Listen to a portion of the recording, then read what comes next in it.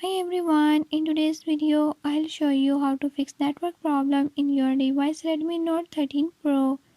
In this video I'm gonna show you how to fix this problem.